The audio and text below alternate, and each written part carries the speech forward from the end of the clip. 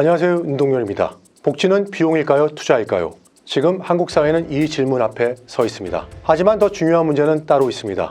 복지와 일이 따로 가고 있는 구조입니다. 우리는 다양한 복지 제도를 가지고 있지만 그것은 다시 일로 이어지는 구조는 여전히 부족합니다. 이제 필요한 것은 선택이 아니라 재설계입니다. 오늘 운동열의 시대유검에서는 복지와 성장의 관계 그리고 한국형 모델의 방향을 짚어보겠습니다. 네, 오늘 패널 두 분 모셨습니다. 김유빈 한국노동연구원 고용정책연구본부장님 나오셨습니다. 안녕하세요. 왼편에 강지원 한국보건사회연구원 인구정책연구실장님 나오셨습니다. 네, 두 분 바쁘실 텐데 이렇게 자리에 앉게 해주셔서 감사드립니다. 네, 연구만 같이 하다가 이렇게 또 토론하게 되니까 또 좀 감회가 새로운 것 같아요. 예. 최근 들어서 사실 복지와 노동 그리고 일하는 복지라는 얘기들이 많이 나오고 있는데요. 복지에 대한 얘기를 할 때 비용이냐 투자냐에 대한 얘기 그리고 어디까지를 생산적 복지로 볼 수 있을 것인가에 대한 논쟁이 좀 많이 있습니다. 2026년도에도 보게 되면 경기가 둔화되고 있고 뭐 이란 전쟁도 있고요. 또 저성장 고착이라든지 인구 감소 충격 속에서 복지 지출에 대한 확대에 대한 논쟁도 있고 얼마 전에 또 기획예산처 장관도 얘기했지만 지출에 있어서도 의무 지출도 10% 삭감한다는 얘기가 있는데요. 한쪽에서는 이제 복지가 국가 채무를 늘리는 비용이라고 얘기하기도 하고 한쪽에서는 또 노동력 유지라든지 출산이라든지 교육 훈련이라든지 재취업을 돕는 성장의 투자라고 얘기합니다. 이 부분에 대해서 어떤 의견을 갖고 계신지 김유빈 본부장님 좀 말씀. 네, 아무래도 사회자께서는 이 이야기를 이끌어 나가셔야 되니까 복지를 투자냐 비용이냐 이렇게 화두를 던지셨겠지만 사실 투자와 비용은 이제 동전의 양면 같은 거죠. 투자가 비용이고 투자니까.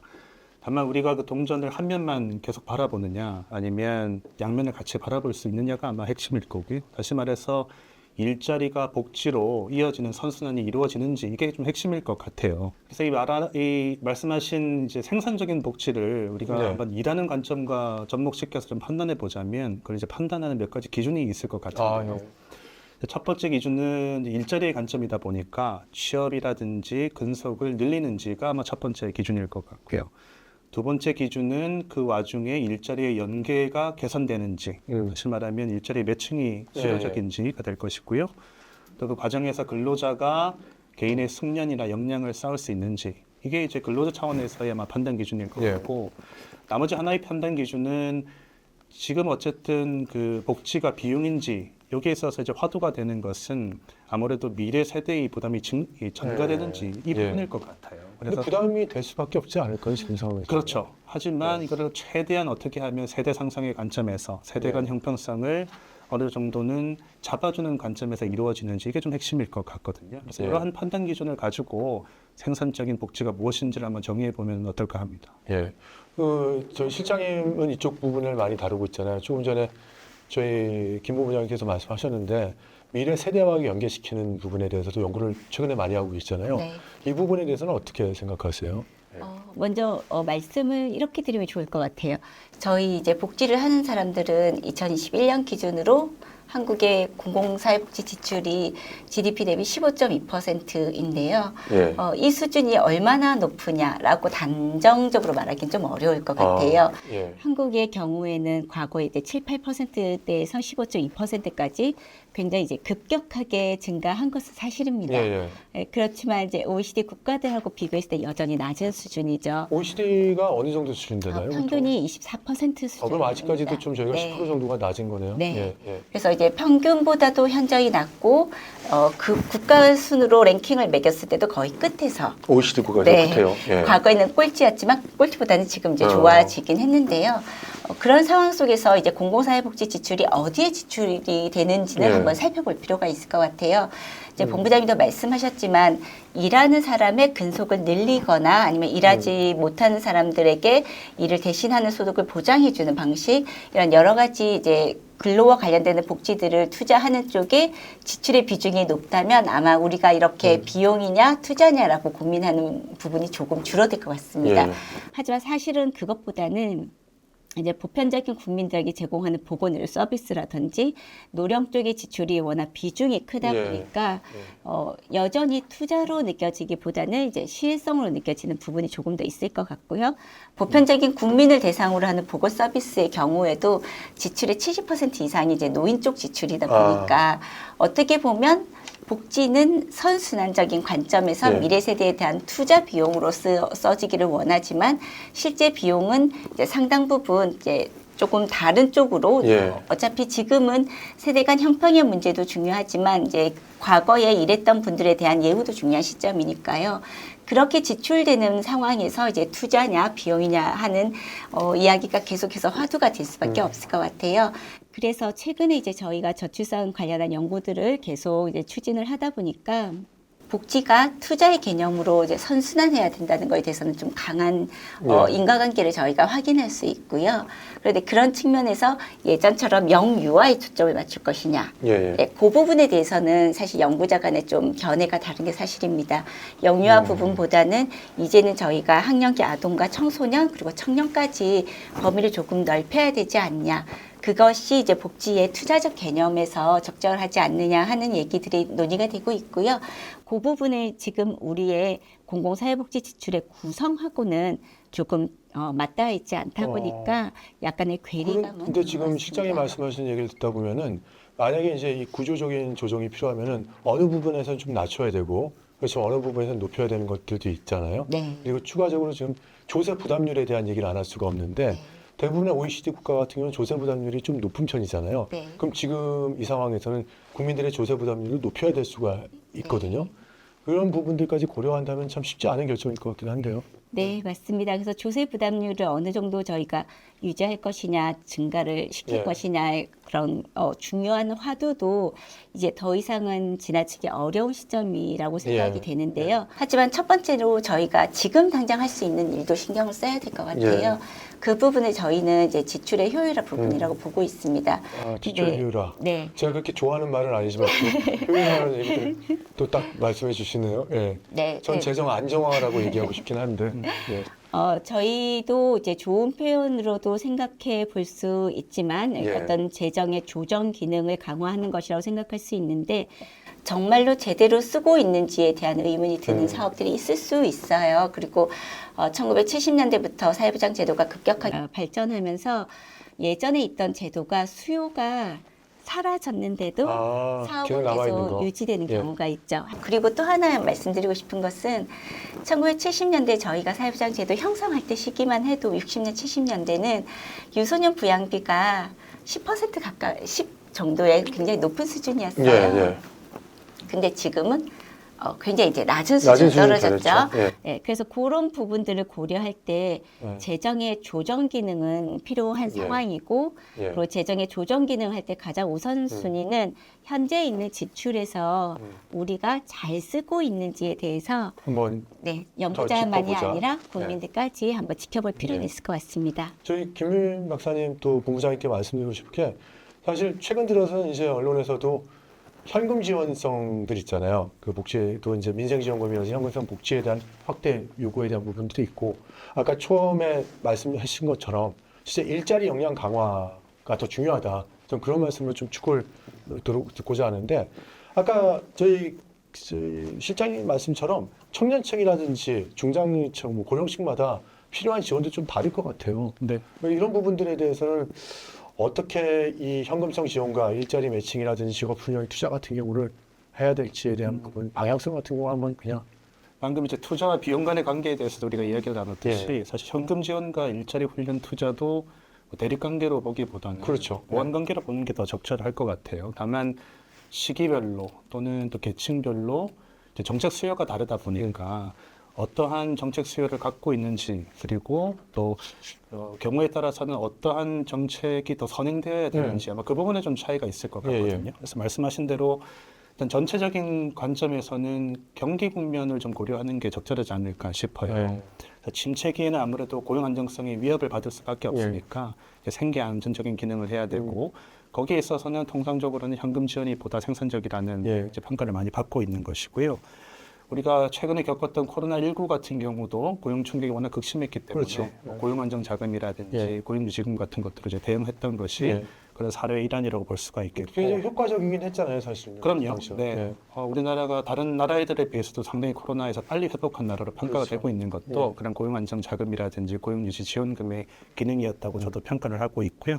반면에 이제 정상기로 돌아오거나 회복기로 돌아오게 되면 이런 현금 지원보다는 아무래도 훈련 투자라든지 일자리 연계 같은 부분이 좀 더 중요할 것 같아요. 그래서 이 시기별로 우리가 재정지원 일자리 사업을 어떻게 투입하는지 좀 달리하는 포트폴리오가 필요하다라고 생각을 하고 있고요. 예. 또 한 가지 이제 말씀하셨듯이 청년층과 같이 청년층, 중장년, 여성들로 아마 또 이제 원하는 정책 수요가 좀 다를 것 같은데 일단 청년층 같은 경우는 지금 시어스 인구가 상당히 상당히 많이 하고 있죠. 늘었더라고요, 지금요. 예. 그래서 20대, 30대 포괄하면 한 70만 명 정도 예. 육박한다는 이제 언론 보도도 나오고 있는 만큼 이 시어스 증가하는 것이 상당히 문제인데 이 시어스 인구 같은 경우는 사실 구직 유인을 끌어올리는 게 상당히 중요해요. 그러기 위해서 또 발굴도 해야 되고 예. 이러한 측면에서도 아직 일자리 훈련까지는 나아갈 수 있는 단계가 아니기 때문에 예. 현금 지원이 보다 좀 생산적일 가능성이 높고요. 어떤 현금 지원이 더 나을까요? 아무래도 처음에는 이 현금적인 유인이 없으면 나오지 전달 체계 자체로 나오려고 하는 게 되게 어렵죠. 그래서 물론 이제 학자들에 따라서 그걸 사중 손실이라고 표현하는 학자들도 그렇죠. 있지만 워낙 상황이 심각한 청년들이고 그 상황이 장기화되게 되면 훨씬 더 심각한 사회경제적인 부작용들이 발생을 할 것이기 때문에 현금 지원을 하더라도 좀 발굴하는 게 필요할 것 그러니까 같아요. 예전부터 이제 그 본부장이 말씀하셨던 것 중에서 청년들 같은 경우가 일자리에 처음에 진입하는 시기를 좀 빨리 앞당겨야 된다고 주장을 많이 하셨었잖아요. 근데 그게 지금 점점 지연되고 있잖아요. 지금 시간이. 그렇죠. 예. 원래 10개월 정도 남짓해서 예. 지금은 졸업 후에 12개월을 넘어섰거든요. 그렇죠. 그것이 이제 시어스 증가와 무관하지 않다고 예. 볼 수가 있죠. 예. 일단은 뭐 현금 지원이라든지 기타 다른 일자리 지원에 대한 부분들을 적절하게 이용되는데 아까 말씀 처음에 주셨던 것이 제가 그러는데 코비드-19 팬데믹이 지났잖아요. 지금 저희가 회복기로 봐야 되나요? 어떻게 봐야 되나요? 이것도 이제 섹터별로 어떻게 보느냐에 따라서 다를 것 같은데요. 네. 이걸 전체 노동시장 국면에서 보면 이제 여러 언론에서 말하듯이 거의 4년간 전체 취업자가 증가하는 양상을 보이고 있거든요. 그렇죠. 예. 그만큼 전체 노동시장이 상당히 양호하다 이런 평가를 하는 언론들도 있는데 예. 사실 섹터별로 나눠보게 되면 특히나 청년층 같은 청년층은- 경우에는 예. 오히려 근 한 3년간 취업자가 계속해서 줄어들고 있어요. 37개월, 6개월 연속으로 줄어들고 있다고. 맞습니다. 예. 이게 상당히 이례적인 것이거든요. 예. 오히려 이제 고령층 중심으로 취업자가 증가하면서 전체 노동시장이 양호한 것처럼 보이는 예. 흔히 말하는 통계 착시가 일어나고 예. 있다라고 보는 것이 더 적절할 것 같습니다. 예. 조금 전에 말씀하신 게 아무래도 저희 시장님께서 말씀하신 거하고 저희 비슷할 것 같은데 어떻게 생각하세요? 이런 부분들에 대해서는? 저희도 예. 사실 청년의 고용하고 복지를 어떻게 연계시킬 건가에 대한 고민이 네. 좀 많은데요. 쉬었음 청년에 대해서도 조금 더 대상을 특화를 할 수 있다면 어떨까 하는 생각을 해봅니다. 예를 들면 이제 복지 쪽에서는 이제 가족을 돌보는 청년들의 문제가 네. 숫자는 적지만 그 문제의 깊이는 굉장히 이제 크다고 할 수 있는데요. 그런 청년들을 만나서 저희가 인터뷰를 해보면 대부분의 경우 돌봄을 할 수 있는데 정규적인 자업을 갖기 좀 어렵다고 하는 거죠. 그렇죠. 예. 하지만 본인도 이분이 언제 이제 부모님이나 혹은 조부모님이 돌아가실 날을 기다리는 건 아니고 돌아가시기 전까지 최선을 다하겠지만 본인의 미래에 대한 두려움은 있거든요. 그렇다면 저희가 전략적으로 그런 청년들에게는 3시간, 4시간 조금 작은 일자리라도 한번 경험해보는 거 예. 그리고 2개를 병행해보는 경험들이 좀 필요할 것 같아요. 사실 좋은 정규직에 그 잡이 아니면 안 가겠다고 결심하는 청년들도 있잖아요. 그쵸. 예. 예, 그런 청년들에게는 유인의 효과를 아까 말씀하셨던 취업에 대한 인센티브를 주는 현금 지원 방식과 결합하는 방식이 적절해 보이는데 최근에 청년들의 욕구가 굉장히 다양해지고 있다는 네. 것이 저희들 가장 큰 청년 고민인 숫자는 것 줄어드는데 욕구는 다양해지다 보니까 네. 실제 우리가 정책을 쓰는 것도 쉽지 않은 것 같아요. 네, 맞춤형이라는 말이 어쩌면 이제 기성세대가 얘기하기 편한 말이지만 예. 그들이 생각하는 맞춤은 아닌 거죠. 예. 얼마나 개별화될 수 있을까, 얼마나 그들의 욕구에 우리가 맞출 수 있을까에 대한 고민을 저희가 계속해서 해야 될 것 같은데 우선 지금 가장 저희가 할 수 있는 노력이라는 건 아무래도 그분들의 얘기를 많이 듣는 거. 그리고 다양한 청년 집단의 얘기를 듣는 것이 가장 중요한 것 같아요. 하지만 저희가 청년이라는 연령도 이제 계속 길어지고 있잖아요. 그렇죠. 뒤쪽으로 길어지는 것에 우선을 둘 것이냐, 아니면 조금 앞당겨서 청소년기부터 미래나 일자리에 대한 준비나 그런 생각들에 대한 경험을 공유해 볼 것이냐, 이 부분이 조금 입장이 다른 것 같아요. 청년을 몇 살까지 봐야 될까요? 지금 우리는 34세까지 봤는데 OECD 기준하고 다른데 얼마 전에 그 지방자치단체에서 모의를 냈는데 거긴 청년이 49살까지라는 거예요. 그래서 제가 뭐 이해는 되지만 49살까지 청년으로 인정을 해야 될까에 대한 저도 의문심이 좀 있었거든요. 네, 사실 이제 지방자치단체별로 39세까지 한 지는 굉장히 오래됐고요. 43세, 45세까지 이제 늘리려는 시도는 계속 있는데 지역별로 중위 연령의 차이가 있더라고요. 그러니까 중위 연령이 48세인 곳은 이제 48세까지 늘리고 싶어 하는 거고요. 그렇게 이제 지역별로 차이가 있기 때문에 저희가 청년이라는 틀 안에 한꺼번에 넣는 것보다는 청년은 청년대로 그 연령대에 맞는 정책을 지원해주고 그 이후 연령에도 정책적으로 지원해주면 되는데 이후 연령에는 정책의 지원이 다 이제 없어지니까 청년은 늘리는 방식으로 접근하는 게 아닌가 하는 생각이 그런 듭니다. 방식으로. 근데 또 청년들은 또 자기들 정책에 또 요즘 수혜자가 아니다 이렇게 얘기도 나오는데 고용보험 얘기를 좀 짚고 넘어가야 될 것 같아요. 아까 재정 효율화에 대한 얘기도 재정 안정화라고 얘기를 하는데 실제 고용보험 같은 경우는 실질자의 생계를 좀 보장하는 보장 중심의 제도였잖아요. 근데 이런 부분이 바뀌면서 재취업이라든지 직무 전환을 돕는 그런 활성화 중심의 제도로 좀 변화하고 있다고 봅니다. 근데 고용보험 재정도 지금 굉장히 많은 압박을 받고 있는 상황이고요. 또 반복수급 얘기도 나오고 뭐 여러 가지 이제 플랫폼이나 특고의 적용의 문제까지 겹치면서 고용보험에 대한 역할제 정립이 아무래도 지금 굉장히 화두로 좀 나오고 있거든요. 이번에 얼마 전에 예산처 장관도 이 얘기를 좀 했던 걸로 알고 있는데요. 저희 김윤 본부장님 이거 보실 때 고용보험 같은 경우는 지금 개편이 좀 돼야 될 시점일까요? 아닐까요? 그렇죠. 이제 말씀하신 대로 고용보험도 확자들에 따라서 이제 생계 보장에 더 무게 중심을 두어야 되느냐, 아니면 빠른 재취업에 무게를 두어야 되느냐, 아마 이견이 좀 갈릴 것 같은데요. 저 같은 경우는 아무래도 일자리 관점에서 공부를 하기 때문에 고용보험의 본래의 취지를 고려한다면 재취업 쪽에 좀 더 무게를 두는 게 적절하지 않은가라고 생각을 하고 있고요. 그래서 핵심은 어쨌든 실업 상태를 길게 유지하는 게 아니라 어떻게 하면 빨리 일자리 쪽으로 좀 진입을 해야 되는가가 핵심일 것 같고요. 고용보험 같은 경우는 올해 이제 하한액과 상한액이 이제 인상이 됐죠. 아무래도 하한액 같은 경우가 최저임금의 80% 연동이 되어 있기 때문에 그 상한액과 역전을 안 시키려면 이제 상한액도 같이 이제 올려야 되는 구조인데 이렇게 조정을 하고 난 후에 보니까 또 다른 문제가 또 발생을 하는 거죠. 그 실업급여 수급액과 최저임금 실수령액 간에 또 역전 현상이 발생하지 않을까라는 우려가 생기는 거고요. 그래서 그걸 이제 최저임금을 올해 이제 좀 월로 환산해 보게 되면 한 215만 원 정도가 돼요. 거기서 4대 보험과 그다음에 소득세를 또 떼게 되면 한 186만 원에서 189만 원 정도가 되는 거거든요. 근데 실업급여 하한액이 198만 원 정도니까 이렇게 되면 실업급여 수급액이 이제 임금 근로자의 실수령액을 초과하는 문제가 그러면은 뭐 발생한다는 정상적인 거죠. 사람이라면 그냥 취업했다가 실업급여를 받는 게 사회보험의 역할도 있겠지만 그게 더 나은 거 아닌가요? 그렇죠. 그래서 이런 상태로는 아무래도 실업급여의 재취업 효과에 부정적인 영향이 있을 수밖에 없기 때문에 거기에 있어서 이제 사회자께서 말씀하신 것처럼 여러 가지 방향이 논의가 되고 있는 거죠. 예를 들어 그 말씀드린 하한액의 연동 수준을 80에서 70으로 낮춘다거나 아니면 아예 폐지해야 된다는 설득이 또 있는 것이고요.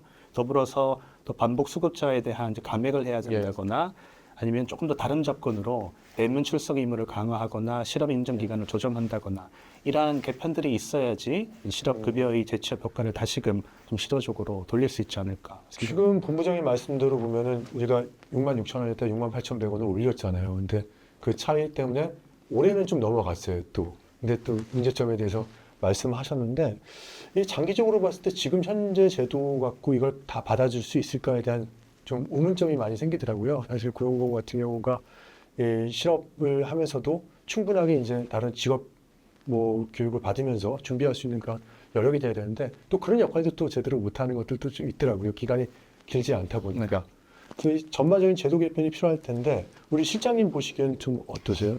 저는 이제 고용보험 제도가 고용보험의 그 목적에 맞는 사업들로 조금 초점을 맞췄으면 좋겠다는 생각을 하고 있어요. 예를 들면 이제 모성보호에 해당하는 사업들의 경우에는 그것은 일하는 사람에 대한 지원도 물론 들어가지만 예. 자녀를 양육하는 대부분의 부모들을 지원하는 방안이기도 하거든요.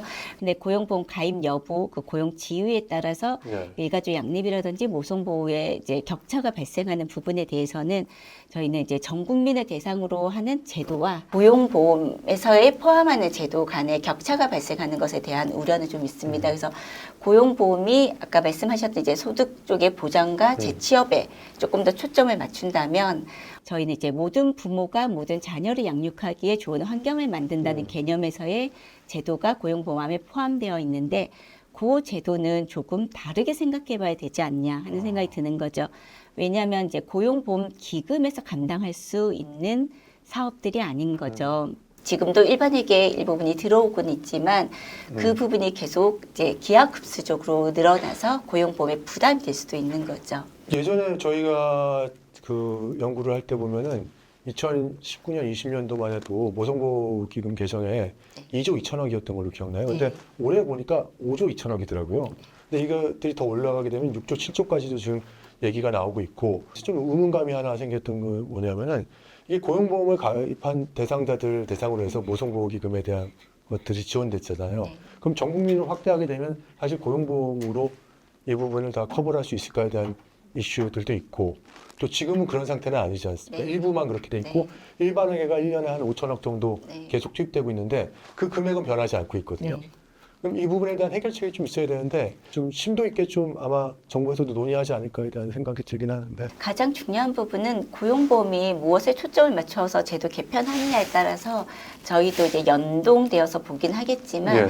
지금 저출산 문제가 굉장히 이제 심각한 단계에서 조금씩 이제 상향되고 있는 추세를 보이기는 합니다. 예. 출산율 반등에 대한 기대감이 있는 것도 사실인데요. 출산율 좀 올랐잖아요 최근 들어서 네. 0.9까지. 네, 2월달에 이제 0.9명까지 이제 예. 올라서 그래도 1명대까지 조금 이제 낙관적으로 한 5년 예. 동안 이제 기대를 하고 있습니다. 하지만 여전히 이제 대체 인구에 비해서는 굉장히 낮은 수준입니다. 2.1까지 갈 수 있을까요? 저는 네. 거의 그게 좀 무릴 것 같긴 한데. 그러니까 대부분의 OECD 국가에서도 2.1이 사실은 이제 허수라고 생각을 하고 있고 그게 이상적인 숫자지만 실제로는 1.5 밑으로 떨어졌을 때 굉장히 이제 위기 경보에 해당하는 예. 숫자로 생각을 하고 있습니다. 그래서 우리 사회가 이제 1에 겨우 도달하는 월별 통계에서 도달한다는 거지 그게 이제 연간의 합계 출산율에서 도달할 거라는 장밋빛 미래는 아직까지는 예. 학자들마다 좀 조심스러운 입장이고요. 그러면 이제 태어난 아이 한 명 한 명이 다 중요한 시대가 곧 온다는 거죠. 지금도 네. 물론 저희가 준비하고 있지만 그런 입장에서 볼 때는 고용보험의 가입의 사각지대, 제도의 사각지대, 그다음에 지금 급여의 사각지대 같은 분들이 있는데 그런 분들에게도 동일한 수준의 정부에서 지원이 필요할 것으로 예상됩니다. 그래서 고용보험 기금에서 그것을 어디까지 충당을 해야 하는가에 대한 문제에 대해서는 저희가 여러 학계의 이제 학자들이 좀 융합적으로 한번 살펴볼 필요가 있을 것 같습니다. 지금 말씀 주신 거를 보다 보니까 이제 국민취업지원 제도도 같이 좀 얘기를 해야 될 것 같아요. 예전에 한국형 실업부조라고 해서 안전망의 사각지대를 해소한다고 지금 국민취업지원 제도를 실시하고 있는데 취업 성공 패치, 청년 취업 성공 패치지에서 지금 저희가 좀 변화하면서 취약계층의 소득이나 취업 지원을 제공한다고 하고 있잖아요. 근데 현장에서는 이 실효성에 대한 문제라든지 행정 절차에 대한 복잡성이 좀 있어서 안전망으로 역할을 충분히 하는지에 대한 부분을 조금 더 검토할 필요가 있다 이런 얘기들도 나오거든요. 이 부분에 대해서는 교수님은 어떻게 생각하세요? 이제 국민 취업 지원 제도도 아까 말씀 이제 나눈 고용보험과 마찬가지로 또 생계 보장과 또 취업 성과가 결합된 이 제도죠. 예. 그래서 올해부터 이제 국민 취업 지원 제도도 구직 촉진 수당 같은 경우가 50만 원에서 60만 원으로 이제 인상을 올랐죠. 했거든요. 네. 다만 이제 수당은 받는데 여전히 이제 취업은 좀 더디다라는 인식이 계속해서 이제 좀 비판을 받고 있는 것 같고요. 결국 안전망으로서의 국치와 취업 성과 두 가지를 이제 잡아야 되는데 그것이 잘 안 이루어지고 있다. 그래서 여러 가지 좀 개편 방안들이 논의가 되고 있는 것 같아요. 예를 들어서 민간과 공공 서비스 간의 경쟁 체계를 좀 도입을 한다든지, 네. 아니면 아예 성과 연동형 보수 체계로 넘어간다든지, 아니면 청년 비닐자리 특화 지원이라는 게 있어요. 예, 그거는 취업 후에 이제 잔류 기간에 따라서 자동적으로 수당을 지원하는 것들이거든요. 그래서 이런 좀 개편 방안들을 거쳐야지 다시 국민 취업 지원 제도가 정책 신뢰를 좀 받을 수 있지 않을까. 저도 이번에 연구를 하면서 국민지원제도에 지금 실질적으로 수급자들하고 인터뷰를 한 12차례 FGI를 해봤습니다. 그랬더니 굉장히 계층이 다양하더라고요.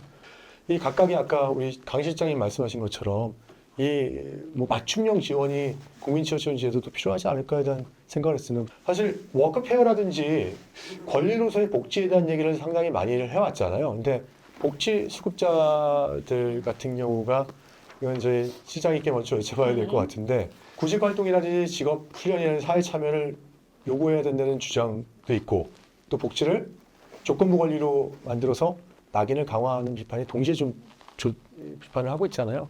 이 부분에 대해서는 어떻게 생각하세요? 사실 예, 원칙적으로 말씀드리자면 복지는 이제 권리적 차원에서 접근할 필요가 있는 것은 사실입니다. 기본권과 사회권과 연동되기 때문에 예.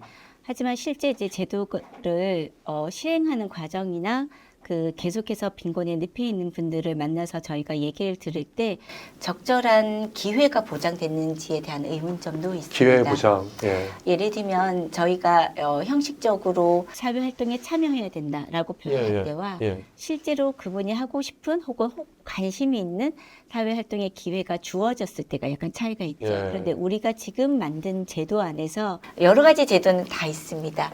하지만 그 수혜자가 수혜를 받는 상황의 이유도 있거든요. 그 예. 이유는 그대로 둔 채 이제 취업 활동에 적극적으로 참여하라거나 사회활동에 참여하라고 얘기하는 거는 좀 적절하지 않을 것 같아요.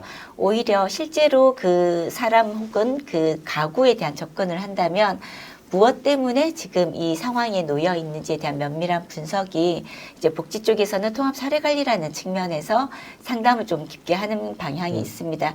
하지만 이제 복지 쪽에서는 고용과 관련한 노하우는 없죠, 사실은. 예. 그래서 일을 많이 찾게 하고 자활이라든지 노인 일자리라든지 여러 가지 일자리들의 경험을 제공하려고 노력하지만 또 그 대상이 아닐 때는 이제 고용 쪽에 이제 일자리로 접근하는 것도 있습니다. 근데 이렇게 보건복지부하고 고용노동부하고 연결하는 프로그램도 있잖아요.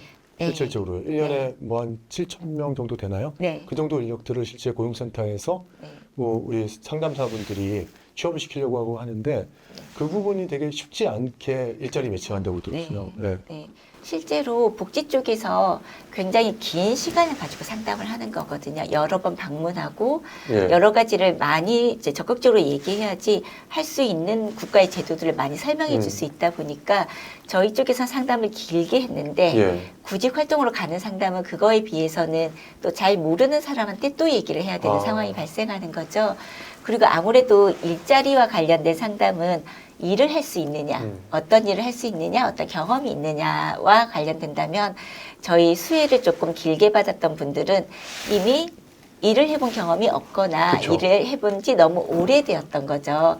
그러다 보니까 근로와 관련된 기능이라든지 능력상에 조금 부족한 부분도 많이 예, 있을 수 예. 있습니다. 근데 고령이라면 차라리 노인 일자리 쪽에 여러 유형의 있는 일자리를 경험할 수 있는데 이제 청년에서부터 중장년일 때는 저희가 사회적으로 요구하는 어떤 근로 가능하다는 어떤 능력이 있을 거라고 기대를 하는데 실제 그분들이 그만큼의 업무를 해본 적이 없는 수도 있어요. 일반적인 사회생활을 해본 적이 없을 수도 예. 있고요. 그렇다면 저희는 이제 구직 활동에서도 조금 더 복지적인 관점이 조금 더 들어가서 1시간 일자리, 2시간 일자리, 4시간 일자리처럼 늘어나 보는 이런 경험들을 그러니까 저희가 속된 말로 하면 이기는 경험 혹은 네. 사회에 적응해보는 경험 그래서 많이 들은 얘기긴 네, 한데 이것이 청년일 때 저희가 그런 얘기를 많이 하는데 오히려 이제 수혜를 받은 지가 좀 오래된 중고령자인 경우에도 그런 경험들이 상당히 이제 예. 부족한 상황이라는 거죠. 우리가 이들을 조건부 수급자라고 좀 명칭을 하잖아요. 저희 네. 그 행정상에서는요. 근데 조건부 수급자 같은 경우가 사실 일자리를 구하는데도 어렵지만 일을 하고 싶어 하지 않는 분들도 계시더라고요. 이런 것을 봤을 때 우리 본부장님 생각하시는 이 조건부 수급자에 대한 일자리 매칭에 대한 물론 또 개인적인 이견이 있겠지만 예. 저는 무조건적인 복지보다는 어쨌든 조건부 복지가 나아갈 방향이라고 생각을 하고요. 예. 일자리 관점에서도 그렇고 재정적인 지속성의 관점에서도 그럴 것 같고요. 다만 이제 우리가 OECD 주요국들에서 배웠던 이제 레슨을 좀 돌아보면 예. 어쨌든 충분한 기회를 주는 것과 참여 의무와 일자리 관점에서 어떤 근로 가능성을 판정하는 부분이 상당히 중요한 것 같아요. 다만 이제 순서가 중요한 것이 기회를 먼저 충분히 주고 거기에 맞는 합리적 수준의 참여 의무를 부과하는 게 상당히 중요하다고 보고요. 사실 우리나라 같은 경우는 이런 기초생활보장에 있어서 이제 근로 판정 유무를 판정을 할 때 의료 중심으로 좀 판정을 하는 것 같아요. 주로 이제 물리적인 의료 중심으로. 뭐 장애라든지 그렇죠. 질병이라든지 근데 그것보다는 이제 선진국의 사례처럼 좀 복합적인 맥락들을 좀 사회적인 예. 맥락들을 봐야 되지 않을까. 물리적인 건강뿐만이 아니라 또 정신 건강도 좀 봐야 될 것 같고 예. 주거 환경이라든지 예. 교통 접근성 그리고 아까 박사님 말씀하셨던 돌봄의 예. 이제 정도라든지 이런 것들을 좀 종합적으로 판단하는 게 필요하지 않을까. 계속 얘기 들었던 것 중에서 하나가 고용복지 플러스 센터를 지을 때 우리가 고용과 복지를 원스톱으로 통합해서 서비스를 제공한다는 논리로 제가 만들었잖아요. 근데 이게 사실상 뭐 기초생활보장부터 시작해서 실업급여, 뭐 직업훈련, 국시 청년 지원 사업 등 다양한 뭐 저희 대표적인 사업이 너무 복잡하다. 그리고 여전히 고용복지 플러스 센터에서 모든 것을 커버하긴 어렵다고 얘기를 합니다. 근데 우리가 이렇게 한 군데다 모아서 하려고 했던 것들이 실제 실현 가능한지 원스톱인가 하는 게 그렇잖아요. 우리가 너무 이상적인 걸 꿈꾼 거 아닌지 그 부분에 대한 건 좀 편하게 좀 말씀을 좀 듣고 싶은데. 저희의 주 이제 영역은 아니다 보니까 제가 조금 더 편하게 말씀해 네, 주시죠. 편하게 말씀을 드리겠습니다. 우선 저희가 분절되어 있다 하면 통합하기를 원하죠. 네. 통합이 되고 나면 뭔가 원스톱이 이루어질 것 같고 효율적으로 이루어질 것 같고 과정과 이런 컨트롤하기도 쉬울 거라고 저희가 생각하는데 단순한 물리적 통합에 대해서 저희가 여러 해 동안 이제 실패한 건 아닌가 하는 이제 성찰이 좀 필요한 시점인 것 같습니다.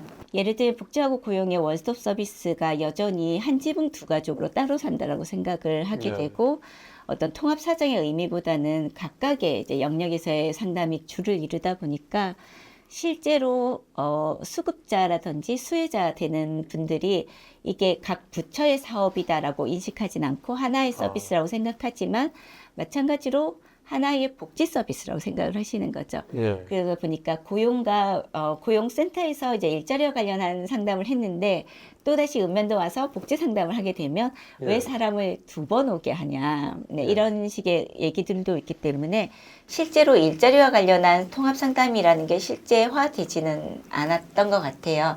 아직은 좀 한계가 있는데 그 한계가 이제 세 가지 측면에서 좀 생각해 볼 수 있을 것 같습니다. 첫 번째는 시간과 자원이 충분했느냐. 그러니까 그 충분하지는 않은 것 같은데 네. 제가 보기에. 예. 상담하시는 분들이 한 사람당 시간을 충분히 가지고 얘기를 했느냐, 그리고 그분들에게 충분하게 어떤 일들이 있고 어떤 일들을 같이 한번 찾아보자고 얘기할 네. 수 있는 그건 어쨌든 시간의 필요성이 있을 것 같고요. 두 번째는 이제 전문성과 관련해서 물론 이제 일정 수준 이상의 자격 요건을 가진 분들이 계시지만 그분들이 이제 이 일들을 조금 더 헌신적으로 하기 위해서는 그분들의 처우도 개선될 필요가 네. 있는데 그것이 이제 적절하게 잘 이루어졌는지에 대해서도 필요한 것 같고요, 판단이. 마지막으로는 이게 접근성이 있는지에 대한 필요도 예. 있을 것 같습니다. 그러니까 저희가 어떤 시에 가면 네 군데에서 그런 센터들이 있어서 접근성이 좀 용이한 반면 어떤 곳은 여전히 한 군데에 있어서 그 읍내를 중심으로 모든 사람들이 모여야 되는 예. 방식인데 실제로 이제 이동이 가능하지 않고 가서 바로 즉각적인 답이 나오지 않기 때문에 가는 걸 주저하기도 하죠. 그래서 제가 한 가지 말씀을 드리면 최근에 저희가 복지 체감도에 대한 이제 일반 국민을 대상으로 조사를 네. 했는데 흥미로웠던 점은 취업 성공 패키지나 구직급여가 이제 복지부에서 하는 복지 사업이라고 인식을 하고 계셨고요.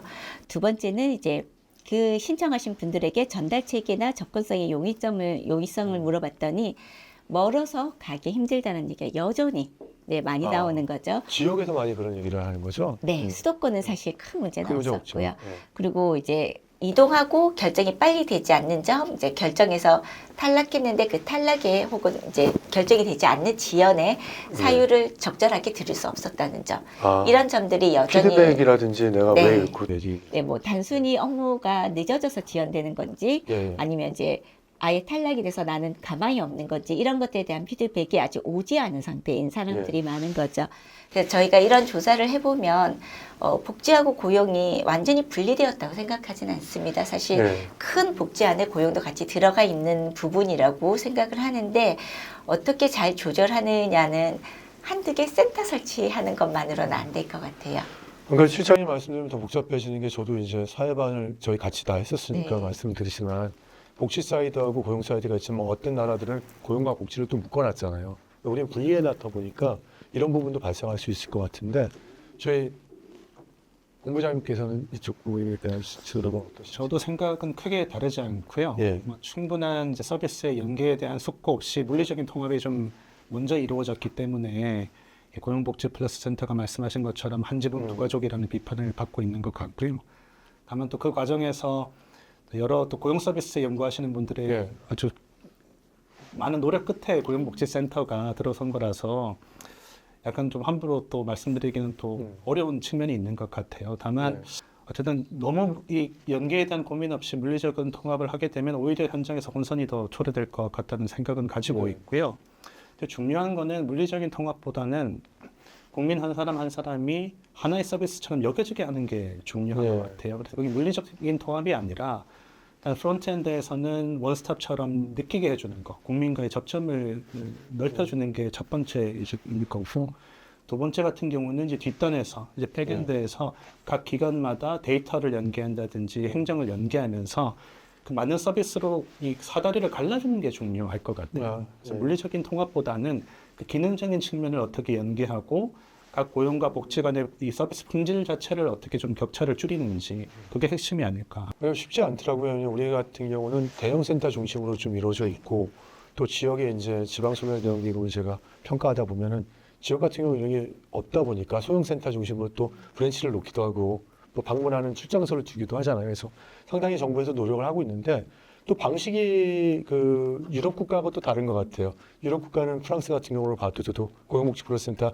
방문해 보니까 저희는 간판도 되게 크고 건물도 크고 처음에 이제 초기 상담할 때 좀 이쪽으로 분배해 줘야 되고 이런 것들이 전문가들이 있지만 거기는 고용복지플러스센터를 찾기도 힘들었거든요. 들어가는 입구 자체를 굉장히 소형 센터 중심으로 돼 있고 말씀하셨던 것처럼 오전에는 워크인으로 하고 오후에는 예약 상담을 중심으로 해서 이렇게 풀어나가는 방식이 좀 달랐던 것 같은데 이게 어떤 것이 옳고 어떤 것이 그르다고는 할 수 없겠지만 가장 효과적인 것이 무엇인가에 대해서 한번 찾아보는 과정이 아닐까 좀 생각이 들어요.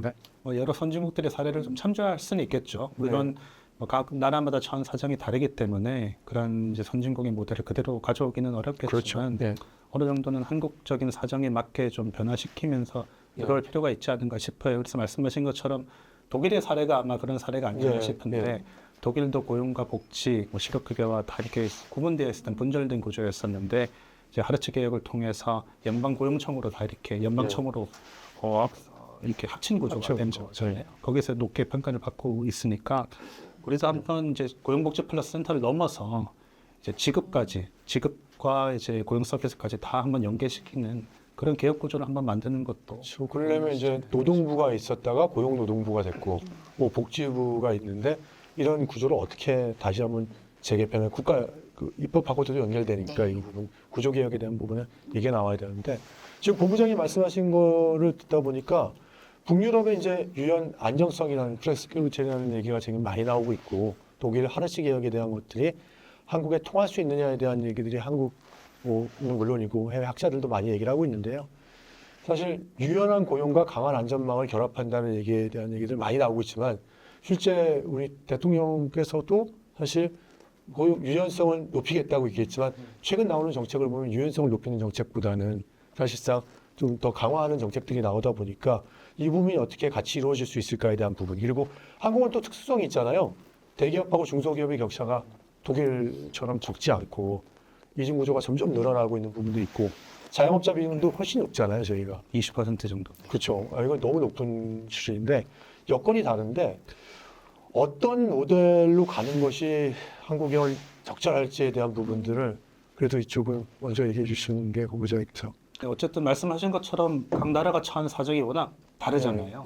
우리나라 같은 경우에 이제 노동시장의 이중구조는 이제 해외 사례로부터 연구가 시작됐지만 사실 이중구조가 가장 극심한 나라가 우리나라라고 볼 수가 있고 또 말씀하신 것처럼 자영업 비중이 상당히 높은 나라들이기 때문에 우리가 몇 가지 선진국의 사례를 갖고는 있지만 그대로 가져오는 건 좀 힘들 것 같아요. 그래서 그런 저도 어려울 것 같다고 보입니다. 그렇죠. 그래서 원리는 가져오되 한국의 사정에 맞게 좀 변화시켜서 우리가 접목하는 게 중요하지 않을까 싶고요. 몇 가지 이제 사례들을 살펴보면 주로는 이제 북유럽 사례라든지 예. 이제 독일의 하르츠 개혁 그리고 일본 사례들을 중심으로 얘기를 하는데 북유럽 사례 같은 경우는 가장 큰 특징이 아주 강한 ALMP, 그러니까 적극적인 노동시장 정책을 예. 중심으로 해서 이제 소득 지원, 생계 보장에 있어서는 높은 소득 지출을 갖고 있고 그 반면에 낮은 해고 비용을 갖고 있다. 이것이 이제 북유럽 모델의 핵심인 것 네. 같고 독일 같은 경우는 우리가 주로는 이제 실업보조 통합이라든지 이제 미니잡 같은 개별 수단을 좀 우리가 많더라고요. 예. 사실 좀 중심을 둬 왔는데 그것보다는 사실 고용 서비스의 고도화라든지 현대화 부분을 우리가 좀 더 바라봐야 될 필요가 있지 않는가 싶어요. 그래서 방금 그 전에 주제에서 나왔지만 어떤 사회보조 그리고 실업급여, 복지를 연방고용청으로 이제 통합해서 하나의 예. 관리 체계로 간다든지 예. 이런 점들이 두드러졌던 것 같고 일본 같은 경우는 우리가 상당히 좀 닮아 있는 부분도 있는데 우리 예. 일본에서 좀 배워야 될 부분은 지역 특화 정책이 아닌가 싶어요. 그래서 일본 같은 경우는 인구 감소 지역을 중심으로 해서 상관역 협력 모델을 갖추고 예, 있죠. 예, 그래서 이런 부분들을 좀 한국형 노동시장의 특성에 맞게 들어오는 좀 고민이 필요한 시점이 아닌가 싶네요. 예. 근데 이제 말씀을 듣고 나서 저도 일본을 자주 가는 편이긴 한데 얼마 전에 좀 흥미로운 책을 봤었어요. 읽어보지 못했는데 저 같은 경우도 이게 일본의 지방 소멸 대응 관련돼서 실패 정책이라고 얘기해서 정책이 실패했다는 내용의 책을 낸 것을 봤거든요. 네, 그래서 이게 우리가 일본을 따라하는 것도 있지만 실제 일본도 이게 쉽지 않은 정책 중에 하나다. 2차 정책이라든지 지방 소멸에 대한 내용 같은 경우는. 그래서 아까 김 본부장이 말씀하신 것처럼 이게 다른 나라의 것들을 그대로 갖고 올 수 없고 우리만의 정책을 활용하게 만들고 활용하는 게 쉽지 않겠구나 그런 생각들이 이제 점점 들더라고요. 사실 이런 큰 개혁에 앞서서 우리 일하는 방식에 대한 것도 한번 생각해 봐야 될 것 같아요. 네. 우리는 아직까지도 이제 직무라는 것이 명확하지 않은 일자리들도 많이 있고 같이 일하면서 이제 위아래의 그 업무가 중복될 때도 그것을 어떻게 성과로 측정하는가에 대해서 사회적으로 좀 합의되지 않는 영역들도 있는 것 같아요. 그러다 보니까 어떤 식의 개혁을 하게 될 때 개혁을 당하는 사람과 개혁을 하는 쪽에 이제 주장하는 사람들 쪽의 입장이 좀 다를 수 있을 것 같거든요. 그러니까 미니잡 같은 경우에도 어떻게 보면 굉장히 좋은 아이디어이지만 미니잡이 갖고 있는 사회적 파급 효과, 오해의 소지들도 굉장히 있었던 것 같아요. 그래서 저는 북유럽 방식이나 독일 방식의 그런 개혁들에서의 장점에 대한 충분한 스터디는 이제 필요한 것 같고요. 물론 두 분께서 워낙 많이 하긴 하셨지만, 근데 그 부분이 다른 맥락과 그 개혁을 추동했던 근거가 무엇인가도 함께 고려될 필요가 있을 것 같습니다. 그래서 저는 이제 다른 나라의 사례들을 볼 때 최근에는 이제 지역 간 국내에서 지역 간 격차가 있는 곳, 그래서 그게 일자리의 양상으로도 나타나는 대표적인 나라가 이탈리아라고 생각을 합니다. 이탈리아요. 예. 이탈리아는 문제의식은 우리랑 비슷한데 우리보다 개혁이 더 낫다라고 말하기는 어려워요. 그렇죠. 네, 예. 지금 노령 쪽에 재정 부담도 그렇고 부채도 그렇고요. 그런데 이탈리아가 가지는 함의는 분명히 있었던 게 지역 간의 격차와 거점과 거점이 아닌 곳에 어떤 그 국유지를 어떻게 활용하는지, 그리고 일자리가 있는 곳에서는 어떤 생활 태도와 청년들이 모이고 일자리가 없는 곳에서 남아있는 청년들은 어떻게 살아가는지, 이런 것들이 저한테 굉장히 많은 시사점을 줬거든요. 그래서 결론적으로 말씀드리면 아까 김 본부장님 말씀하신 것처럼 국가별로 처해 있는 상황이 다 다른데 네. 한국의 상황에 적합한 국가는 사실상 없는 것 같습니다. 한국의 어려운 저출산율, 말이네요. 또 한국의 급격한 고령화율, 그리고 청년 세대의 이런 쉬었음의 급증한 증가, 이런 것들을 고려해 볼 때 이제는 외국에 대한 스터디가 어느 정도 이루어지고 나면 정말로 한국식 모델을 한번 만들어 볼 때가 되지 않았나 하는 생각을 하고 있습니다. 그런 시간과 노력과 예산을 좀 줬으면 좋겠다는 생각도 저는 연구자로서 좀 생각이 드는데요. 아까 초기에 지금 강 실장님께서 말씀하셨던 게 재정 지속 가능성과 복지 확대에 대한 얘기를 나누다 보니까 연금이나 뭐 사실 건강보험이라든지 돌봄 지출 같은 경우가 늘어나려면 당연히 이 복지 확대도 마찬가지지만 결국은 증세 없이는 불가능한 상황이잖아요. 복지 확대를 위해서 아무리 우리가 지출 구조 효율화에 대한 부분을 얘기한다고 해도 이 부분들에 대한 재정 부담을 좀 감수하기 위해선 어떻게 해야 될지에 대한 부분을 한번 생각해 보신 사항들이 있으시죠? 네. 우선은 저희가 단순하게 뭐 국민 부담률을 높이자, 뭐 조세 부담률 높이자 이렇게 표현하기 네. 좀 어려운 것 같아요. 그런데 사회적으로 합의를 이루지 못한다 하더라도 수기의 과정은 필요한 것 같습니다. 네. 예를 들면 사회보험료를 올리는 게 일본에서는 그것이 가장 좀 국민 저항을 덜 받는 방법이라고 생각을 해서 사회보험, 건강보험을 올리고 그 중에 일부를 이제 쓰는 방식으로 네. 전환을 했었는데요.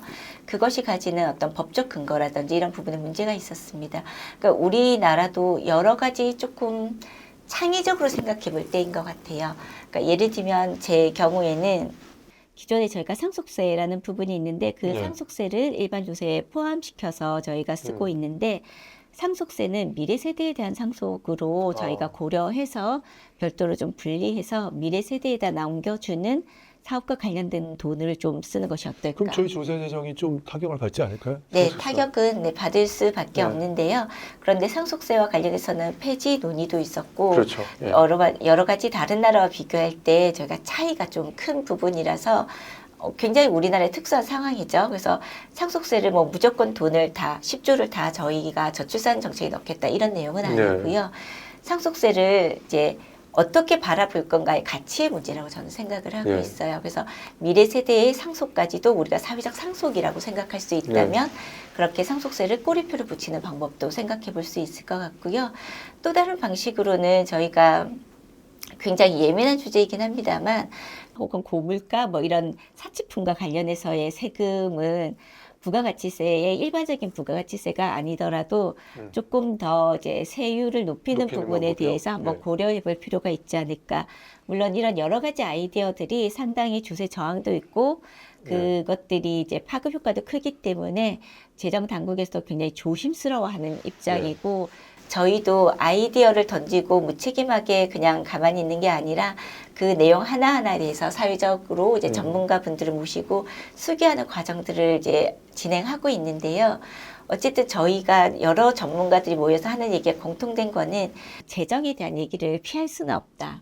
그렇다면 재정에서 어떤 부분을 해야지 가장 이제 형평성의 문제를 극복할 수 있을 것인가, 그리고 사회적 합의를 이룰 것인가에 대한 논의들을 여러 가지 다각도로 하고 있습니다. 예. 이 부분은 사실 저출산 고령 사회 전환에서 가장 결정적인 부분이기 때문에 저희도 많이 노력하고 있지만 좀 이제 구체적인 아이디어들을 상상의 나래를 편 아이디어들을 한번 논의하는 과정이 좀 네. 길게 오늘 있었으면 오전에도 좋겠습니다. 그런 회의를 하고 오셨던 걸로 알고 있는데 네. 사실 정말 쉽지 않은 것 같아요. 왜냐하면 청년 세대에 대한 부담 증가에 대한 문제를 사실 아까 상속세 문제도 얘기하셨지만 또 다른 이슈들도 또 있을 것 같거든요. 네. 우리 본부장님 생각은 어떠세요? 청년에 대한 연구는 진짜 제일 많이 하셨잖아요. 거의 이제 청년에 있어서도 그렇고 네. 전 연령대를 통틀어서도 어쨌든 이 증세 논의와 지출 구조 조정 문제는 참 풀기 쉽지 않은 예. 일인 것 같아요. 근데 굳이 선후 관계를 따지자면 저는 이제 증세보다는 지출 구조 조정 지출 쪽에 구조 보다 더. 무게를 둬야 되지 않을까 싶거든요. 근데 우리가 흔히 지출 구조 조정을 얘기할 때 예산 감축이라고 우리가 이렇게 좀 받아들이기 때문에 그건 아닌데. 약간의 예. 비판점이 있는 것 같고요. 그래서 예산 감축보다는 배분 쪽에 좀 더 무게를 둬야 네. 되지 않을까 싶어요. 그래서 ALMP 적극적 노동시장에 대한 투자에 대해서 말씀을 드렸는데 우리나라의 지금 그 GDP 대비 투자 비중이 0.6% 정도 되거든요. 그래서 이미 OECD보다는 올라와 있는 상태예요. 예. OECD 같은 경우는 0.4% 중반대 정도로 그래요? 투자 네. 비중이 있기 때문에 OECD 평균은 넘어선 상태지만 그 재정지원 일자리 사업의 비중을 좀 살펴보게 되면 네. 직접 일자리가 거의 30% 정도를 차지하고 있거든요. 아, 아까 이제 전체 취업 시장이 활성화되고 있다. 청년은 아니지만 그 근거도 사실 노인 직접 일자리를 위주로 우리가 투자하고 있기 때문에 어느 정도 근데 또 이게 예전에도 연구를 같이 하셨지만 이게 직접 일자리를 또 줄이는데도 부담감이 있는 게 우리는 노인 인구들은 차상위 계층이라든지 취약계층으로 많이 되는 경우가 많잖아요. 참 이 개선이 참 쉽지 않은 것 같아요. 그렇죠. 쉽지 않은 문제지만 어쨌든 선진국에 비해서는 과도하게 지금 직접 일자리 투자 비중이 높은 것이 사실이고 사실 민간형으로 이행하기 위한 노력들이 아직까지 좀 부족한 것 같아요. 예. 그래서 직접 일자리 사업을 공공형 그리고 민간 연계형으로 좀 구분하는 작업들이 계속해서 지속적으로 좀 이루어져야 된다고 생각을 하고 있고요. 어쨌든 OECD에서도 계속 권고하다시피 직접 일자리 비중을 좀 높이면서 훈련과 고용 서비스 쪽으로 무게 비중을 좀 예. 높이는 그 방향으로 가야 되지 않을까 싶습니다. 그리고 그 청년의 문제에 있어서는 청년 문제. 예. 정말 쉽지는 않은데 우리가 이제 일하는 복지에 대해서 얘기를 하고 있잖아요. 예, 예. 그래서 굳이 비용과 투자로 따지자면 이용성보다는 그래도 투자에 좀 가까운 복지 지출을 확대해야 될 것 같아요. 그거 쉽지는 어느 게 않지만. 있을까요? 분야를 굳이 따져보면은 예. 뭐 돌봄, 예. 양육, 육아라든지 주거, 예. 교통 같은 것들은 지금 당장 청년 세대에 영향을 미치진 않을지언정 이제 계속해서 직접 이전으로 이어질 가능성이 되게 높다라고 그것도 보거든요. 있고 또 출산과도 연결이 되잖아요. 그렇죠. 결혼한- 나중에 이제 결혼하고 예. 양육하게 되면 어쨌든 이제 나중에는 수혜를 받을 수 있기 때문에 예. 이러한 좀 복지 정책들은 청년들이 납보자면서 동시에 수혜자가 될 수 있는 예. 그런 이제 분야일 것 같거든요. 쉽지는 않겠지만 차차 그런 좀 투자성 분야로 복지 지출을 늘려가는 게 그나마 우리가 좀 접근할 수 있는 방향이 아닌가 싶습니다. 말씀 듣다 보니까 사실상 이게 고용노동부와 보건복지부 문제가 아니라 국토부라든지 다른 전체 부처가 네, 다 같이 사업이죠. 네. 그래서 저수자고용사회위원회의 역할이 커야 되는데 거기 예산도 없어서 네, 있을 저희 수도 이제 있어서. 인구전략위원회로 개편되고 나면 이런 예. 부분에 있어서 좀 전략적 사고 그리고 예. 전략적 수기 과정 같은 것에 조금 더 초점을 맞춰야 되지 않나 싶은 생각이 있습니다. 예. 과거에는 너무 개별 사업에 대해서 좀 초점을 맞췄다면 이제 우리는 인구와 관련해서는 좀 전략 베이스로 이제 넘어가는 예. 그런 패러다임 전환의 시기라고 볼 수 있을 것 같습니다. 기업의 역할에 대한 얘기들이 참 많이 나옵니다. 이게 자율적인 책임으로 가야 될 것이냐, 제도적으로 우화시킬 것이냐 얘기를 하는데 기업 자체가 이제 직업 훈련이라든지 재교육, 고용 유시, 육아 친화 제도를 적극적으로 운영해야 되는 주장이 있습니다. 사실 정부에서 하고 있는 청년 ESG 지원 사업 같은 경우도 원래는 이제 다른 나라 같은 경우는 이 인턴십이라든지 일경험 사업 같은 경우 기업이 직접 하는데 우리나라 같은 경우는 기업에서 인턴십이나 이런 프로그램을 운영하지 않다 보니까 기업이 주도를 하되 이런 훈련 수당들은 정부에서 지급하는 그런 형태로 만들어서 청년들의 직무 교육을 시키고 있는 형태가 되고 있단 말이죠. 이런 부분에 대한 기업이 고용 훈련이라든지 이런 책임이라든지 이런 부분들에 대한 것들을 할 수 있도록 법과 제도를 좀 확대해야 된다고 보십니까? 아니면 자율적으로 할 수 있도록 유도하는 것이 맞다고 이 생각합니까? 부분은 사실 저보다도 사회자께서 훨씬 더 전문 분야이신 것 같아서 제가 말씀드리기가 조심스럽긴 하지만 예, 저는 오늘 이 주제가 일하는 복지이기 때문에 예. 일하는 복지를 실현하기 위해서는 저는 이제 일자리 관점에서 항상 보기 때문에 어쨌든 일할 유인을 제공하는 게 상당히 중요할 것 같아요. 그렇죠. 일할 유인이라는 것은 정부가 여러 가지 재정 지원 일자리 사업을 수행하고는 있지만 결국 기업이 어떻게 그 일자리를 개선하는가에 그렇죠. 달려 있다고 보거든요. 그래서 기업 같은 경우는 이제 청년들도 이제 기업에 취업을 하려면 여러 가지 보는 조건들이 있잖아요. 물론 네. 뭐 임금이라든지 근로시간처럼 명시적인 근로 조건을 보기도 하지만 요즘 청년들은 그것보다 또 보는 것들이 예를 들어 뭐 이제 그 유연 근무가 잘 제도적으로 성립이 되어 있는지 그리고 조직 문화가 이제 또 육아 친화적으로 늘 설정되어 있는지 그리고 앞으로 계속 이제 생애 주기를 봐서 재교육이라든지 훈련 인프라가 잘 갖춰져 있는지 그렇죠. 이런 것들을 보는 것 같아요. 예. 그래서 기업이 이런 청년들이 좀 선호하는 조직 문화와 또 관련 제도들을 잘 갖추고 있는 예. 것이 상당히 중요하기 때문에 이러한 것들에 대한 지원이 좀 필요하지 않을까라는 생각이 들고요. 다만 섹터별로 이것도 마찬가지로 국가별로 우리가 처한 상황이 다르듯이 예. 섹터별로 처한 상황이 다르기 때문에 예. 이 의무를 지우는 데 있어서는 좀 차등을 둬야 되지 않을까 그 제기업이나 뭐 대기업 기업 같은 사이즈- 경우는 당연히 재정적인 여력도 있고 예. 또 훈련 인프라도 갖춰져 있기 때문에 어떤 직업 훈련에 있어서 시간을 늘린다든지 아니면 육아 친화 공시를 한다든지 임금 공시를 한다든지 하는 여력이 그래도 좀 있을 것 같아요. 그래서 예. 합리적 수준에서 기업의 책임을 부여하는 것이 저는 크게 무리는 없다라고 보는데 예. 그러면 중소기업은 아시다시피 너무 열악하잖아요. 그렇죠. 인력이 부족하고 재정적인 여력도 없기 때문에 이런 참여 의무를 제공하는 것보다는 어떤 직업 훈련 계좌를 뭐 훈련을 시키더라도 그 훈련 계좌를 좀 환급을 시켜준다. 예. 아니면 어떤 뭐 일터 혁신을 통해서 근로 조건들을 물리적으로 개선시켜 준다든지 그런 좀 인센티브를 부여하는 방식으로 가야 될 것 같아요. 그래서 기업의 관점에서도 이런 지원에 있어서의 공정이라는 것이 예. 무조건적으로 같은 이제 책임을 부여하는 것이 아니라 그 상황에 맞는 책임을 부여하는 것이 바람직한 방향이 아닌가 싶습니다. 하나를 본부장님께 좀 여쭤보고 싶었던 게 저도 이쪽 연구를 많이 해요. 좀 답답한 상황 같은 경우는 특히 이제 학생들이 취업을 할 때 준비할 때 제 아들 녀석도 이제 취업 준비생이긴 하지만 말씀드리면은 AI라든지 이런 도입이 강화되면서 실제 신입에 대한 니즈가 굉장히 많이 줄어들었잖아요. 줄어들면서 기업에서 채용은 줄어들겠고 또 애기 경험을 시키느라고 이 친구들이 이제 실제 가서 일할 장소가 본인들의 눈높이에 맞는 일을 할 수 있는 장소가 없잖아요. 근데 이런 부분들을 개선할 수 있도록 기업과 같이 협조할 수 있는 방법이 있을까요? 지금 상황에서. 이제 기업에게 사실상 뭐 임금을 높여라 혹은 네. 근로조건을 개선하라 이렇게 강제하기는 상당히 어려울 것 같고요. 결론은 기업들이 어떻게 자정적으로 자신들의 근로조건을 개선하려는 요인을 부여할 수 있을지 이건 것 같아요. 그래서 우리가 오래전부터 논의를 해봤지만 임금 공시라든지 근로조건에 대한 공시를 한번 고민해볼 시점이 아닌가라는 얘기를 하고 있거든요. 인공공시도 잘 안 되더라고요. 계속 그렇죠. 조정하는 쉽지 않죠. 그걸 의무적으로 부여하기보다는 임금공시의 범위를 좀 넓혀가는 기업에게 뭐 조세적인 혜택이라든지 세제 혜택이라든지 아니면 장려금을 지원하는 방식으로 좀 넓혀가게 된다면 기업들이 스스로 좀 눈치를 볼 수밖에 없을 것 같아요. 다른 기업들이 근로조건을 개선하고 있다는 것을 포착하게 되면 자기 기업도 이제 근로조건을 좀 높이려는 노력을 할 수밖에 없잖아요. 그런 자정적인 노력을 좀 인센티브를 통해서 확보하는 방향으로 가는 게 그나마 좀 현실적인 대책이 아닐까 싶습니다. 실장님 생각하시기는 어떻게 돼요? 기업의 역할이라든지 자율적 책임에 대한 부분. 그러니까 저는 이제 예를 든다면 그 노동부와 관련해서 기업의 역할 같은 걸 고민할 때 우리나라는 직장 어린이집 이런 이제 의무 조항이 있는 거죠. 그리고 지키지 않을 경우에 공시하는 방식도 있고.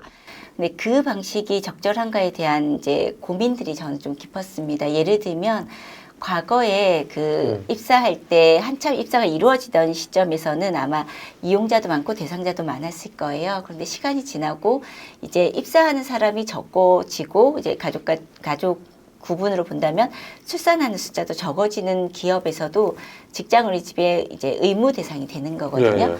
그런 방식의 획일화된 구조 말고 기업이 HR 관점에서 하는 노력에 대해서 우리가 얼마나 지지적으로 지원해 줄 수 있는지를 조금 더 풀어주는 건 어떨까 하는 생각이 듭니다.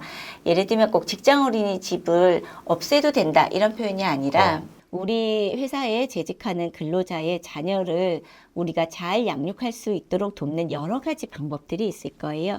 그리고 그 여러 가지 방법에 대해서 기업이 자체적으로 어린이집을 운영하는 방식도 있고 어린이집 외에 어린이집 일정 공간에다가 그 초등학생 학년기 이후 아동들을 같이 또 놀이방을 만들 수도 있는 거죠. 그렇게 기업이 좀 유연하게 할 수 있는 제도를 열어주는 방식에 대한 고민도 좀 필요한 것 같고요. 최근에 저희가 인구 전망을 2045년까지 하면서 AI와 인구 전망에 따라서 일하는 방식이 얼마나 변할 것인가에 대한 고민들이 좀 깊었습니다. 말씀하신 대로 후임 일자리가 줄어드는 건 어쩔 수 없는 상황으로 이제 저희가 시뮬레이션 결과가 나왔는데요. 그렇다면 기업에게 어떤 의무를 부과하는 방식보다 기업이 자발적으로 초임 일자리, 좋은 일자리를 만들기 위한 노력을 할 때 어떻게 인센티브를 주는 것이 적절할까? 혹은 기업이 좋은 인재를 유치하기 위해서 아까 말씀하셨던 임금에 대한 공시를 통해서 모든 사람들이 우리 기업을 선택할 수 있는 근거를 마련해 주는 것과 마찬가지로 그런 육아, 그다음에 근로시간 이런 것들에 대한 공시가 함께 이루어지는 방식이 자발적이지만 더 효과적이지 않을까 하는 생각들이 좀 있습니다. 그래서 저는 좀 획일화된 규제 방식 말고 더 잘할 수 있도록 저희가 사회적으로 지지하는 방식의 인센티브가 좀 필요한 시점이라고 생각됩니다. 그 불평등 완화하고 성장 잠재력 회복을 동시에 이루려면 이제 복지하고 노동 정책이 같이 가야 된다는 공감대가 커지고 있는 건 사실인 것 같습니다. 근데 여기 이를 해결하기 위해서는 노사의 모두 양보가 일정 정도의 양보가 필요하다고 보거든요. 뭐 노동계 같은 경우는 이제 유연성의 수용 문제들이 있을 것이고 경영계 같은 경우는 또 고용 안정성이나 재교육에 대한 부분들, 취업 일자리에 대한 부분도 있을 텐데 혹시 이 두 분께 이제 마지막 질문인데 이 일하는 복지 모델이 진행되기 위해서는 무엇부터 시작해야 되는지에 대해서 본부장님 어떤 말씀 부탁드리겠습니다. 일단 뭐 대부분 동의하시겠지만 사회적인 대화가 선행되는 게 가장 사회적 중요할 것 대화, 같아요. 또 그러기 위해서는 이제 사회적 대화가 진행되기 전에 노사정 모두가 어느 정도의 양보를 할지가 상당히 중요한 것 같고요. 다만 이제 굳이 또 선후관계를 따지자면 정부가 일단은 그런 이제 제도 개혁 부분과 재정 제한을 어떻게 할지에 대한 안을 내놓고 그 후에 노사가 이제 각자가 처한 경직성을 좀 푸는 방향으로 나가야 될 것 같고요. 노동계가 좀 수용해야 될 이제 유연성이라고 하면 보통 우리가 해고위원회 쪽에 관심을 많이 두고 있는데 우리나라 사정에서 사실 미국처럼 해고위원회를 바로 하기는 쉽지는 않고요. 이제 그것보다는 이제 직무와 배치에 있어서의 유연성을 좀 확보해야 되지 않을까 싶어요. 그래서 같은 기업에서 워낙 지금 AI와 디지털 전환이 빠르기 때문에 그런 것들에 대응하기 위한 재훈련이라든지 재교육을 시행했을 때 그걸 거부하지 않는 것, 거기에 맞는 직무 배치를 거부하지 않는 것, 이것이 좀 노동계가 수행해야 될 어느 정도 유연성인 것 같고요. 반면에 경영계는 이제 가장 이제 마주하고 있는 화두 자체가 이제 정년 연장이잖아요. 네, 그렇죠. 그래서 정년 연장이 이루어졌을 때 이 고용 유지를 위해서 좀 재훈련하는 부분 그리고 계속 고용하는 부분 이 부분이 좀 기업이 가져야 될 사회적인 책임일 것 같은데요. 더불어서도 정년 연장이 고령자의 고용만을 우리가 염두에 두고 있는 것은 아니고 어떻게 하면 이제 청년층 혹은 다른 연령층의 고용에 있어서 부정적인 영향을 안 미치도록 하는 게 이게 되게 중요하기 때문에 그래서 세대 상생을 위한 공용 방안을 어떻게 또 마련하는지도 아마 기업의 사회적 책임 안에 포함되어 있는 범위라고 볼 수가 있겠고요. 그럼에도 불구하고 정부의 역할이 제일 중요한 것 같아요. 말씀드렸듯이 여러 선진국들의 사례에서 보듯이 어쨌든 적극적인 노동시장에 대한 장기적인 투자 없이는 유연화로 가는 것이 상당히 위협이 리스크가 상당히 클 수밖에 없거든요.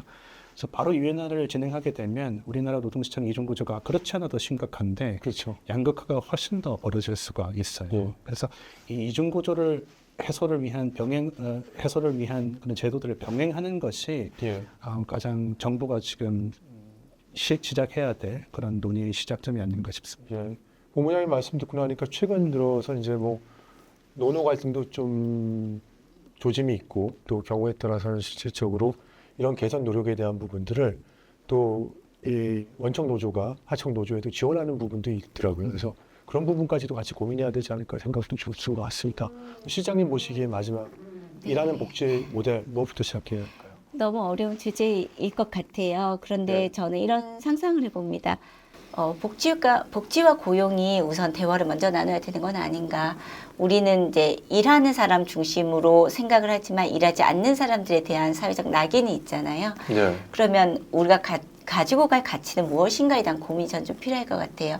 그러니까 같은 사회적 대화가 필요하다는 점에서 저도 이제 김 본부장님 말씀에 깊게 공감합니다만 대화가 어떤 정부의 모델을 가지고 논의하는 자리가 된다면 찬과 반으로 나눌 수밖에 없을 것 같고 오히려 저는 이제 인구적 관점에서 인구 변화, 인구 위기, 인구 전환과 같은 문제들 그리고 기후 변화나 AI 대전환과 같은 이 거시적인 큰 흐름 속에서 우리 사회가 어떻게 변화할 것인가에 대한 가치와 철학, 우리 국민들의 사회적 합의가 저는 중요하다고 생각해요.